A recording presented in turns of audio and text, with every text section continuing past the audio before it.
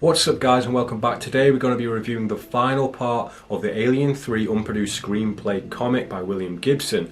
Now this is the final cover for issue 5, this is the one I have, and I think this is probably my favourite of the whole series actually.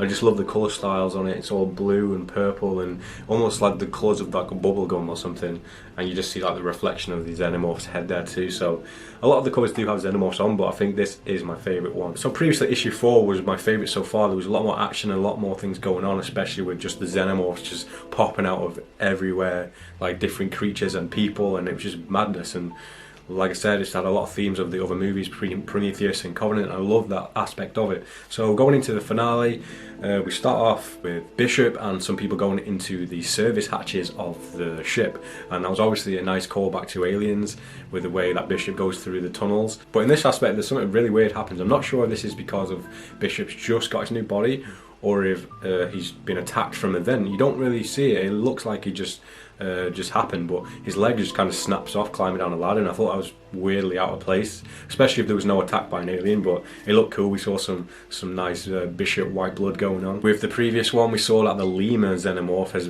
going crazy in this biodome. It's actually got out of the biodome in this issue, and it's causing havoc on the ship. And we see it biting onto someone's leg like a little chicken bone or something, and it's quite weird to see a Xenomorph doing this. With it being a lemur, that's what you would more expect from that species.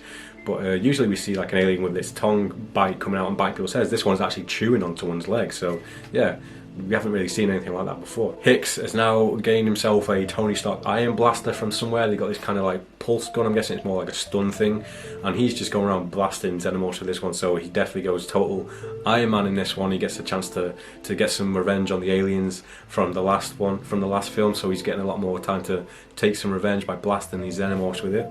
In the previous issue there was the guy in the ship who was kind of taken over by, I don't even know, he just had his hands were just down to the bone, he was decapitated in half and there was guts coming out and his face was ripped off. And what it seems like is that the resin from the cave has just kind of grown over him and maybe ripped his skin off.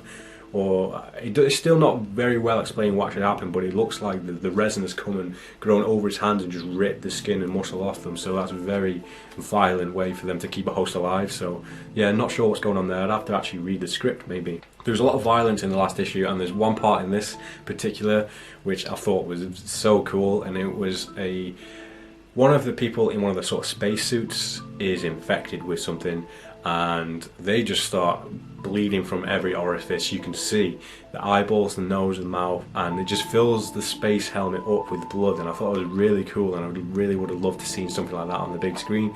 The only thing I could compare it to is probably Holloway's death in Prometheus, where he starts to turn and he's inside the helmet and he's just all melting and going all green and horrible. So I thought that was a really cool thing in this comic, and yeah, horrific. It would have been horrific to see in live action. There's also a little bit of a sort of Alien vs Predator moment in here, especially from Alien vs Predator Requiem, where the Pred-Alien faces off with the normal Xenomorphs. So I won't go into too many spoilers, but let's say we have a face-off between Xenomorphs. You can obviously pick that out from what I've said in the previous issues and stuff. So that was pretty cool, and it gives you more of a look at which would be the more dominant species. It's sort of like a payoff to the original ones, where it's like the original is always the best, where you see the face-off and we see an OG Xenomorph coming down against this other creature. And yeah, that's all I'm going to say about that. The final climax of the story brings another character back from earlier in the series, which honestly I couldn't really remember. I have read these quite spread out, so it's been quite hard to remember what happened in the issue 1 and 2,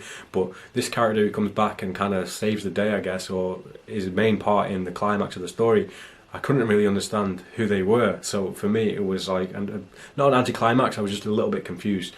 But the actual ending of how they I suppose, well, just how they end the story is very similar to what they do in Covenant. It's kind of a mixture between Covenant and Aliens, that's all I'll say. But I was quite satisfied with the way it went down, especially as an evolution to the ending of Alien. We left off with definitely a story in the future, which we'll probably never get, but we are left off with basically a way for characters to try and find the origins of the alien, the engineers, or whatever they would have been. So it would have definitely, instead of going to Resurrection, we probably would have been going back to the alien's home planet or LV-426 to find out just where these came from. Obviously we have a different story now, but it would have been really interesting to see what they would have done otherwise before Ridley Scott came back and did Prometheus. So overall it just leads to, it's a very different story, and it's a different setup for a future sequel. So it's like an alternate reality. I would love to step into an alternate reality just to see where it would have went,